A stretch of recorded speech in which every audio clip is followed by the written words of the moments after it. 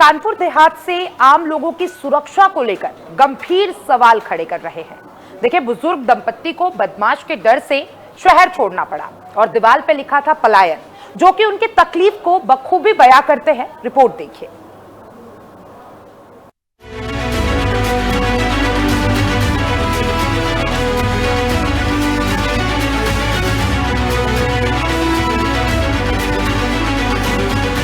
बुजुर्ग दंपत्ति ने छोड़ा घर, दहशत दबंग। घर पर लिखा पलायन, गांव में बचा हड़कंप।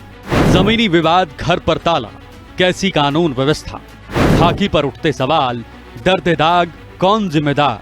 गौर से देखिए ये तस्वीरें। लकड़ी के दरवाजे पर लटका ताला, आंगन में पसरा सन्नाटा, दीवार पर लिखे 4 शब्द पलायन।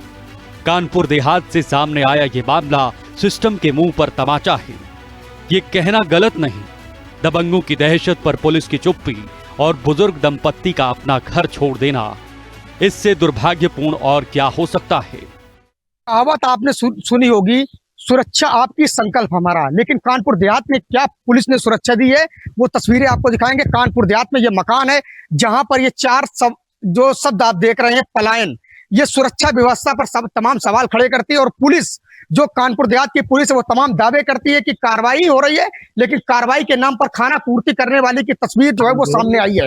ये एक दंपत्ति जो थे, बुजुर्ग थे, यहाँ रहते थे, इनके साथ दबंगों ने मारपीट की घटना के बाद में पुलिस ने समय रहते कोई कार्रवाई नहीं की। एसपी से लेकर के चौकी, थाना, पुलिस, हर जगह इन्होंने चक्कर लगाया, लेकिन पुलिस ने कार्रवाई नहीं की, जिसकी मजबूरी के बाद इन लोगों ने घर से पलायन कर दिया है।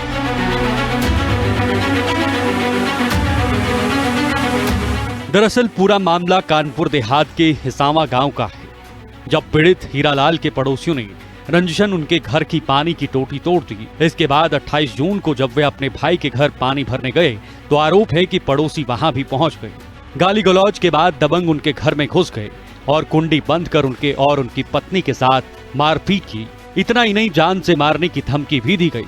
आरोप है कि 28 जून को पुलिस को लिखित शिकायत देने के बावजूद कोई प्रभावशाली कार्रवाई नहीं हुई। इसी से आहत होकर बुजुर्ग दंपत्ति ने गांव छोड़ने का फैसला कर लिया। ग्राम प्रधान विपिन और ग्रामीणों का कहना है कि बुजुर्ग दंपत्ति का गांव के कुछ लोगों से जमीन को लेकर विवाद चल रहा था और उन्हें लगातार परेशान किया जा रहा था। अब इस घटना ने कानपुर देहात में कानून व्यवस्था और पुलिस की कार्यशैली पर गंभीर सवाल खड़े कर दिए हैं। लड़ाई झगड़ा हुआ है इनका। 25 तारीख को इनका नल, सरकारी नल यहाँ लगा हुआ था, तोड़ा गया है। उसके बाद ये पड़ोस में पानी यानी भरने के लिए गए होंगे, वहाँ पे इनके साथ मारपीट की गई है 28 तारीख को। और इन्होंने एप्लीकेशन भी दिया है, थाने में दिया है, इसके बाद एसपी साहब को भी दिया है एप्लीकेशन। कोई कार्रवाई नहीं हुई। इससे ही नाराज होकर गांव से पलायन कर गए।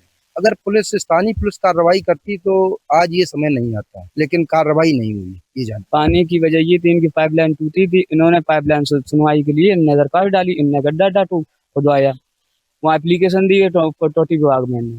तो इनने लाइन खुदवाई, अपनी लाइन खुदवाने के बाद इनने विवाद किया, इनने मारपीट की। तो इनने दूसरे दरवाजे पानी भरने वहाँ भी मारपीट की। उसके बाद ये फिर इनने घर में घुस के इनकी मारपीट की। तो जब पुलिस गया मंगलपुर, जहाँ गए होंगे लोग, तो पुलिस ने कोई एक्शन नहीं लिया। तो उनने बार बार रोज गाली गलौज, आदमी कहाँ तक सुनेगा। तो वो वहाँ से पलायन का जिम्मेदार कौन? फिलहाल मामला पूरे कानपुर देहात में चर्चा का विषय बना हुआ है।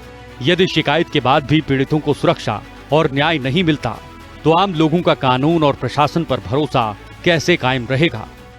पूरे गांव में, गांव के लोगों से हमारी बात हुई, साफ तौर पे कहना है कि पुलिस अगर कार्रवाई करती तो ये लोग यहाँ से पलायन नहीं करते।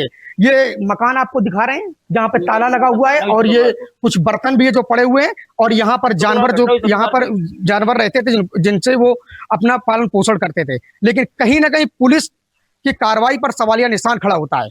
देखने वाली बात होगी इस मामले को लेकर के पुलिस और प्रशासन किस तरीके से लेता है। मोहित कश्यप, हिंदी खबर, कानपुर देहात।